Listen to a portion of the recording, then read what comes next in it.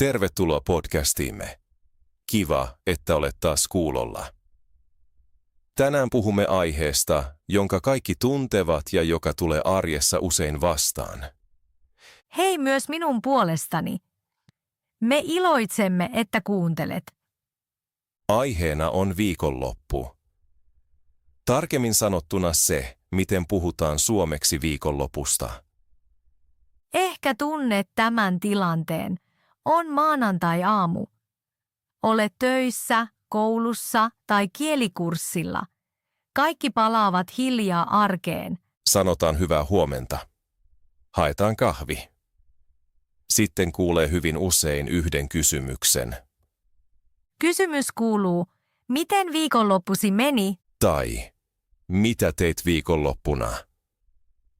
Tämän kysymyksen kuulee oikeasti kaikkialla.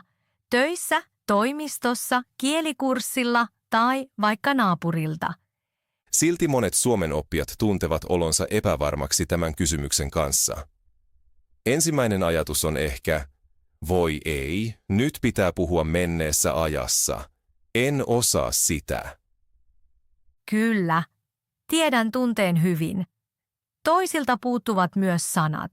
Minulta puuttuivat ennen usein sanat, ja siksi tunsin oloni epävarmaksi puhuessa.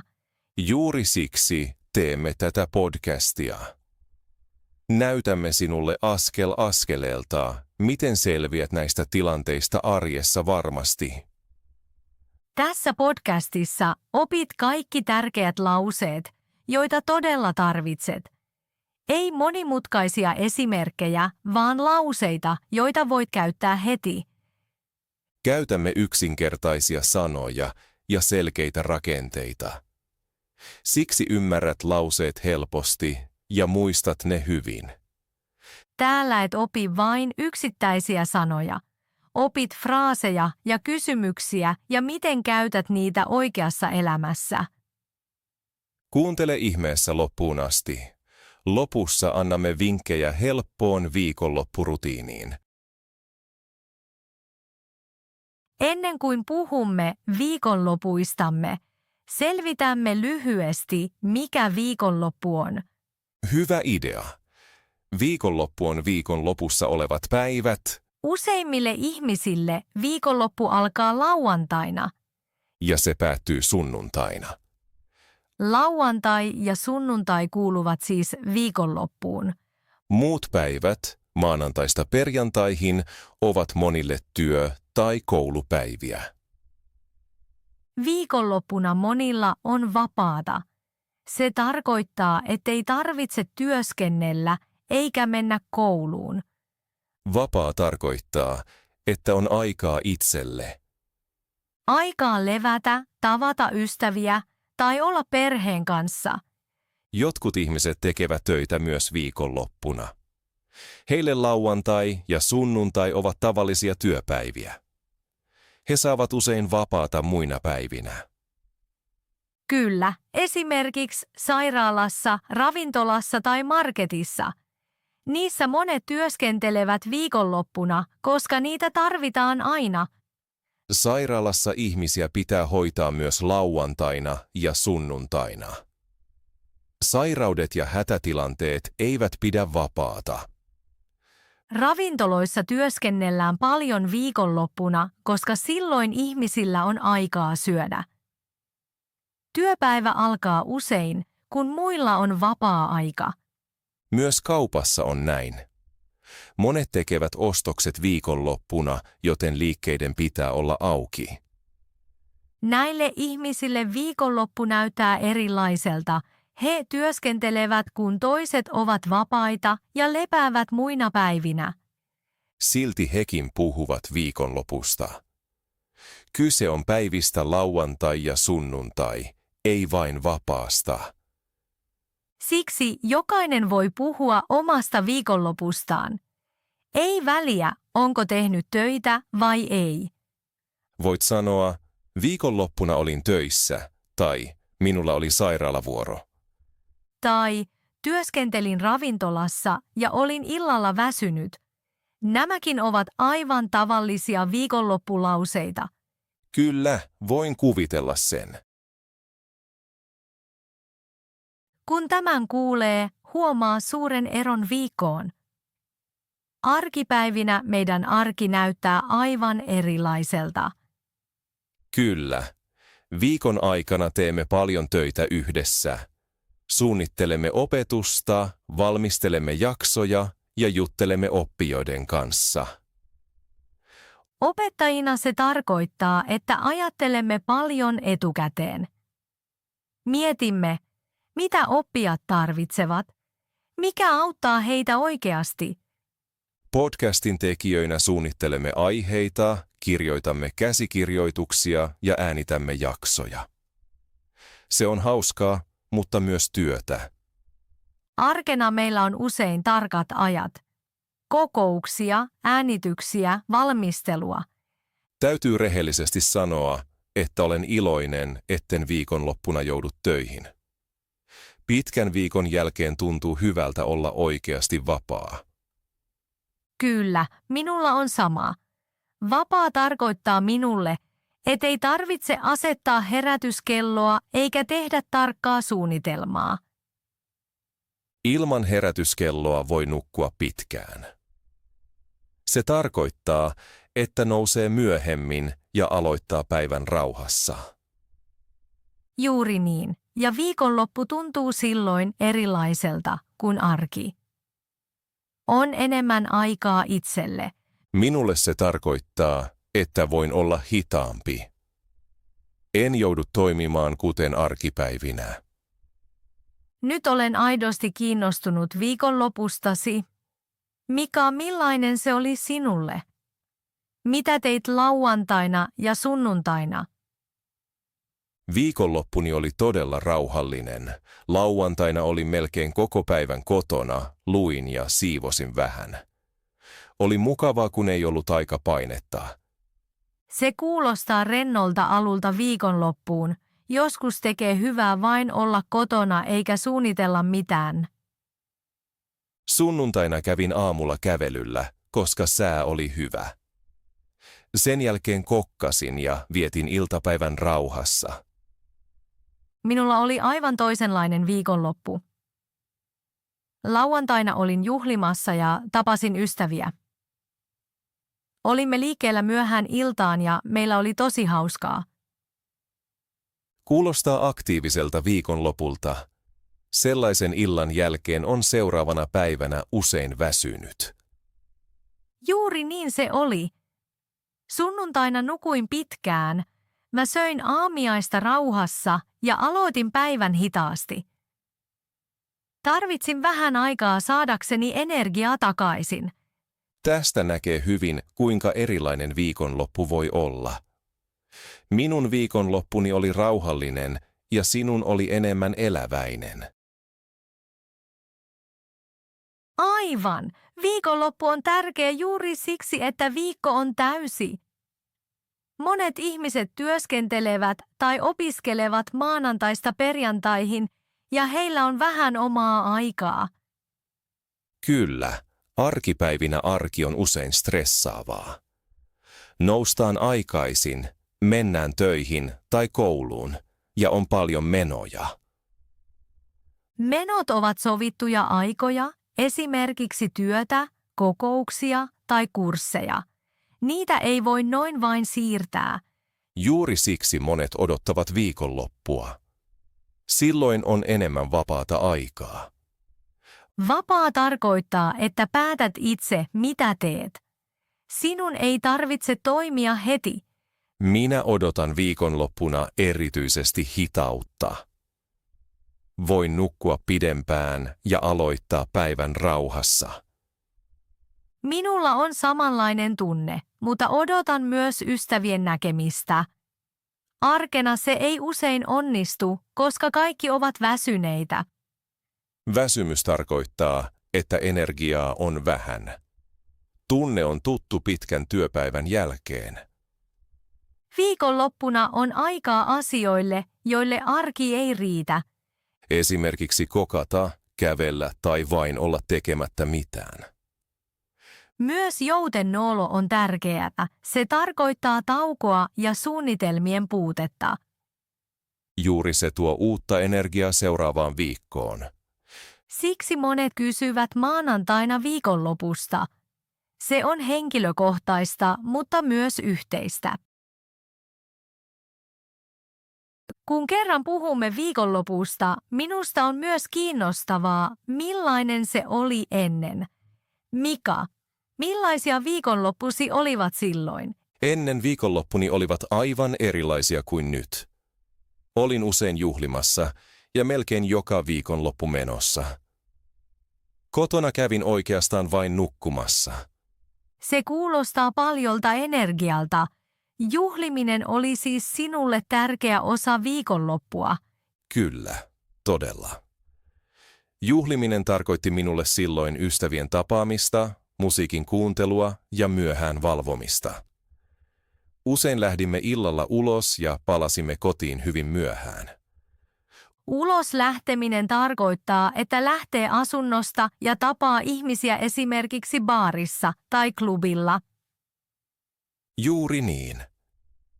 Silloin se oli minulle tärkeää. Halusin kokea paljon ja tutustua uusiin ihmisiin. Entä millainen oli sen jälkeen sunnuntai? Usein olin hyvin väsynyt. Nukuin pitkään ja aloitin päivän hitaasti. Joskus sanoin, tänään en tee mitään. Monet ihmiset tunnistavat tämän pitkän yön jälkeen. Sunnuntai on silloin melko rauhallinen. Kyllä, sunnuntai oli lepoa varten. Lepo tarkoittaa, että saa voimaa takaisin. Tänään viikonloppusi on aivan erilainen kuin ennen. Se on todella mielenkiintoista. Muistan vielä oman nuoruuteni. Nykyään viikonloppusi on hyvin erilainen kuin ennen. Se on todella mielenkiintoista. Minulla se oli ennen myös erilaista, mutta toisella tavalla. Kerro, millainen viikonloppusi oli silloin? Ennen tein melkein joka viikonloppu jotakin perheeni kanssa. Viikolla meillä oli vähän aikaa toisillemme, joten viikonloppu oli erityinen. Ymmärrän sen hyvin. Viikolla on usein paljon tekemistä, eikä ehdi nähdä toisia. Aivan. Viikonloppuna söimme yhdessä tai lähdimme ulos. Joskus teimme retkiä.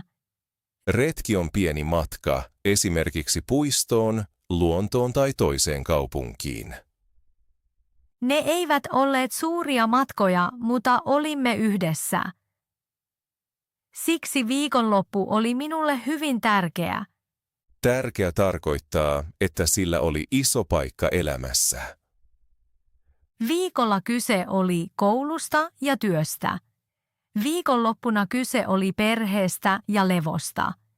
Se näyttää hyvin, miksi monet iloitsevat viikonlopusta. Silloin on aikaa asioille, jotka puuttuvat viikosta. Ennen ne olivat sinulle perhe ja yhteinen aika. Juuri niin. Myös tänään viikonloppu on monille ihmisille jotain erityistä. Olipa se perheen, ystävien kanssa tai yksin. Pääasia on, että voi irrottautua ja hetken paeta arjesta. Irrottautua tarkoittaa, ettei ajattele työtä tai menoja. Juuri tämä tekee viikonlopusta monille niin arvokkaan. Nyt meillä on teille pieni kysymys. Ihan mielenkiinnosta. Ja koska se on täydellinen Suomen harjoitteluun, Kertokaa meille, mitä teette viikonloppuna. Näin käytätte juuri niitä sanoja, joista äsken puhuimme. tämä on tosi hyvä harjoitus. Mietitte hetken, muodostatte lauseen ja käytätte suomea arjessa. Teidän ei tarvitse selittää mitään eikä kirjoittaa täydellisesti. Yksi yksinkertainen lause riittää. Esimerkiksi viikonloppuna olen kotona. Tai lauantaina tapaan ystäviä tai perheeni. Jos haluatte, kirjoitakaa lauseenne kommentteihin. Näin harjoittelette kirjoittamista, mutta myös ajattelua suomeksi. Huomaatte, että se ei ole vaikeata. Juuri tällaiset pienet harjoitukset auttavat tulemaan varmemmaksi. Kun haluat puhua viikonlopusta, aloita pienesti. Et tarvitse pitkää tarinaa, vain selkeän ajatuksen. Yksi yksinkertainen lause riittää usein. Kyllä, moni luulee, että pitää kertoa kaiken tarkasti. Se ei pidä paikkansa. Aluksi riittää, että kerrot, oliko viikonloppu rauhallinen vai aktiivinen. Hyväniksi on muistaa vain 3 asiaa. Lauantai, sunnuntai ja 1 tunne. Usein et tarvitse enempää. Esimerkiksi, lauantaina olin kotona, sunnuntaina tapasin ystäviä, viikonloppuni oli mukava. On myös hyvä aloittaa aina aikasanalla. Ilmaukset kuten viikonloppuna, lauantaina tai sunnuntaina antavat heti suunnan. Näin toinen tietää heti, milloin asia tapahtui, ja sinulla on jo lauseen ensimmäinen osa valmiina. Toinen vinkki on toisto. Viikonloppu tulee joka viikko ja kysymykset myös. Aivan, tämä on iso mahdollisuus. Voit käyttää samoja lauseita joka viikko ja vaihtaa vain yhden sanan. Esimerkiksi, tänä viikonloppuna olin kotona. Viime viikonloppuna olin liikkeellä. Tai lauantaina olin töissä. Lauantaina rentouduin. Rakenne pysyy samana. Hyvin hyödyllistä on myös kirjoittaa viikonloppu lyhyesti ylös. Ei paljon, vain 1 tai 2 lausetta. Tämä voi olla sunnuntai-iltana tai maanantai-aamuna. Näin valmistaudut rauhassa keskusteluihin. Voit myös puhua ääneen, kun olet yksin. Se auttaa tulemaan varmemmaksi. Kyllä, sano lauseet vain ääneen. Esimerkiksi kokatessa tai kävellessä. Toinen niksi on olla rehellinen. Sinun ei tarvitse kaunistella mitään. Jos et tehnyt mitään, sano se. Sekin on aivan tavallinen lause. Esimerkiksi, olin kotona enkä tehnyt mitään erityistä. Tai lepäsin. Sen sanoo moni ihminen. Tärkeää on myös olla vertailematta. Jokaisella on erilainen viikonloppu. Jotkut juhlivat, toiset pysyvät kotona. Molemmat ovat oikein ja molemmat voi sanoa. Kuuntele myös, miten muut puhuvat viikonlopustaan. Näin opit uusia sanoja sivussa. Esimerkiksi töissä tai kielikurssilla. Ihmiset käyttävät usein samankaltaisia lauseita. Juuri nämä lauseet voit muistaa ja käyttää myöhemmin itse. Vielä yksi vinkki. Älä pelkää virheitä. Viikonloppu on juttelua varten, ei testiä. Jos joku ymmärtää sinua, se on tärkeintä. Ja jokaisen viikonlopun myötä se helpottuu. Sillä harjoitus tulee kuin itsestään. Siksi voi olla hyödyllistä tehdä oma sanalista. Nämä ovat sanoja, joita tarvitset yhä uudelleen, kun puhut viikonlopustasi. Listan ei tarvitse olla pitkä. Usein riittää 10 tai 15 sanaa, jotka sopivat elämääsi. Monet ihmiset tekevät viikonloppuna samanlaisia asioita. He ovat kotona, tapaavat ystäviä, tekevät vähän töitä tai lepäävät. Kun tunnet nämä sanat, sinun ei tarvitse miettiä joka kerta. Sanat ovat jo mielessä. Nämä sanat voi myös opetella ulkoa. Ulkopääluku tarkoittaa, että toistat ne niin usein, että ne tulevat automaattisesti. Tämä ei ole vanha tapa, vaan tosi käytännöllinen. Opit juuri ne sanat, joita oikeasti käytät.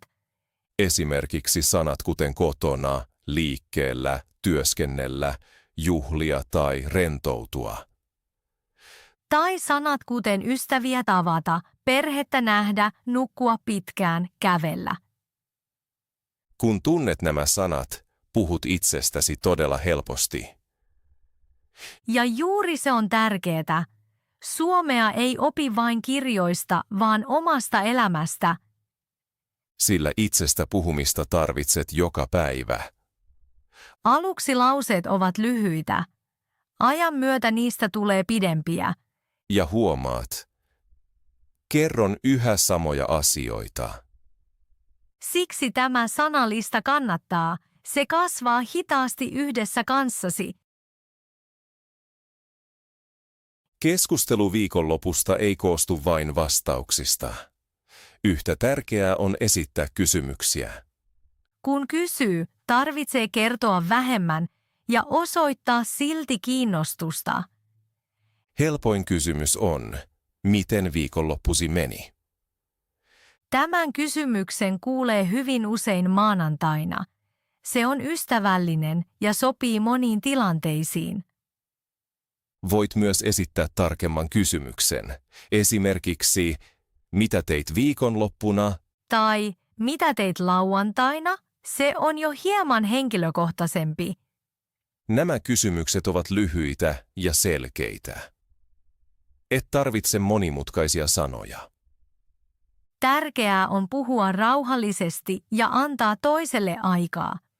Jos vastaus on lyhyt, voit kysyä lisää. Esimerkiksi, olitko kotona vai liikkeellä? Tai, oliko viikonloppusi enemmän rauhallinen vai aktiivinen? Tällaiset kysymykset vievät keskustelua eteenpäin. Sinun ei tarvitse olla täydellinen. Myös yksinkertaiset kysymykset ovat ihan hyviä.